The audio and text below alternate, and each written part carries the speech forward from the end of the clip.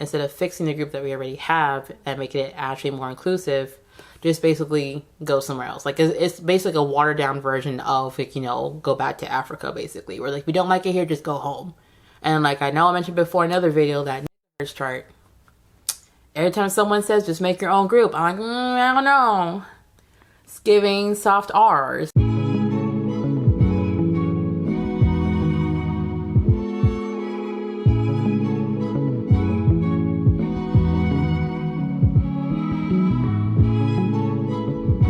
Hey you guys, it's Nyan Guys Cosplay, and I'm back again with another Tuesday Tea Talk. And I'm coming for the crochet community's edges because I was back on a warpath on TikTok, and I think I struck a chord with some people. We don't talk enough about the racism and ableism within the crochet community, and when I bring it up, y'all just like, clutching your pearls like, how could you say the truth? Not so loud. And I'm like,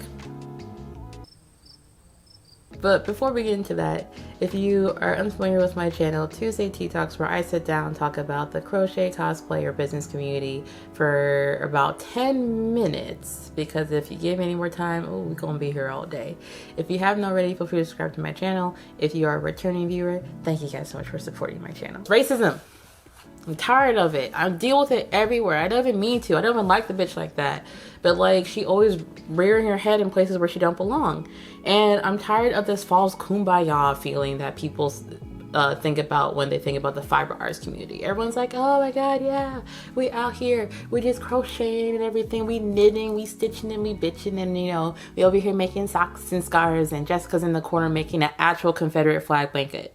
I will never forget how many times I have joined crochet groups in the past and thinking, oh, you know, it's crochet, it's yarn, you know, this shouldn't be anything more than just, you know, us crafting, right? Like, that's what it should be. And I never forget how, I think there was one crochet group I was in semi-recently, within the last couple of years. And this person had decided to crochet a blanket for a friend who was a police officer. And she was asking what border she should add to her Blue Lives Matter blanket. Obviously, after a while, the moderator had turned off the comments because clearly we couldn't agree on what the border should be. Unfortunately, I got kicked out of the group because I said the only border should have is jail. But, you know, we all don't see eye down on a lot of different things, and that's fine. But it's just interesting to me how within the fiber arts community, we have this false kumbaya that is reinforced by other moderators because they don't want to talk about politics. And yet, politics still come into the group, and racism still comes to the group. And it's just wild to me how, like, if you go into a lot of different crochet groups, you'll see the rules. No promotion and spam. Okay, that makes sense. You know, we're not out here selling stuff unless this group is for selling. People will be like, okay, you know, don't, like, you know, share patterns that aren't, or not, I can't even get to the pattern thing because the pattern rules be really weird. But either way, if you go into any group, you will almost always see no talk about politics, no talk about race, no talk about blah, blah, blah. We're just here to stitch. And you think that rule would mean something. But for some reason, little things, big things, in my opinion, like gollywogs, will slip through the cracks. Big things like the Confederate flag blanket would slip through the cracks. Big things like, you know, Trump merch would slip through the cracks. And I don't understand why when me, a black fiber artist, goes, hey, I don't feel comfortable with, you know, blackface dolls, why I get booed.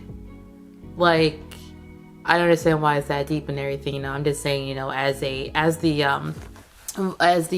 local Negro of the community, I feel like you need to be more mindful of the kind of stuff you're crafting, because it is wild to me that these discussions almost always turn into, oh, well, you know, they didn't mean it by that and everything, the history of this isn't like that, and, you know, we can't technically block them and everything because they're just asking for a pattern. They didn't say, like, you know, death to all black people. They just want a Confederate flag blanket. They're just asking what kind of red she should use. It's not that big a deal. We don't talk about politics here. We just want to have a nice, wonderful time. A wonderful time for who? That's my question. For who, Jessica? For who?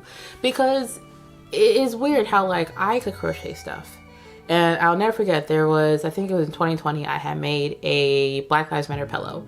And I specifically had made the pillow because I was like, hey, you know, 50% of the proceeds are going to go towards me to cover the cost of materials. And the other 50% is going to go to donations because, you know, in 2020, we was all protesting. We were all catching jail time. So I was like, listen, let me go help out. And I'm not going to be in these streets, but I'm going to bail you out. Okay, that's my role in life. And I remember I had shared the Black Lives Matter pillow in a crochet group, and for the most part, it was well received. A lot of people were like, oh my gosh, I like this and everything. Where can I buy it? Blah, blah, blah. People were buying it, selling it, or I was selling it. It was good. It was a good time. And then there was one particular person I remember, and I wish I remembered to grab screenshots because I ended up getting kicked out the group. Because almost all my stories end up with me getting kicked out the group because for some reason, I'm the problem. Like,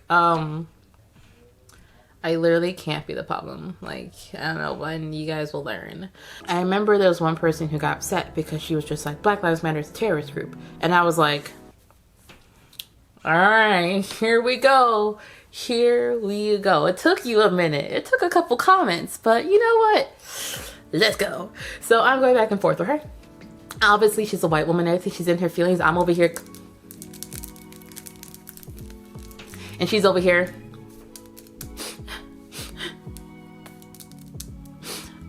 And I'm just like, listen, okay, listen. Black Lives Matter is not a hate group. I made the pillow because of the protest. And also, I'm black. But, like, she was in her feelings, but we were going back and forth, right? And eventually the moderator was like, hey, you guys, no talk of politics. We can't, you know, discuss all this and everything. We can't. Everyone, it's just so heated, you know. It doesn't go with the vibes of the group, you know. Like, this is going to ruin the vibes, you guys. And it ended up with I didn't know what happened to the white woman that was, you know, going back and forth with me. Like, I know I ended up getting kicked out the group and my post got taken down because, you know, it was just too political, it was too heated. I was ruining the vibes of this faux pas group or whatever. I don't know. I already made my money, so I was like, listen, I reached my goal already, so we good to go. I remember this particular group was interesting because it was the same group that I had mentioned earlier in this video that had the Blue Lives Matter blanket. Literally the same group. So I understand why that blanket was okay, but my pillow wasn't okay.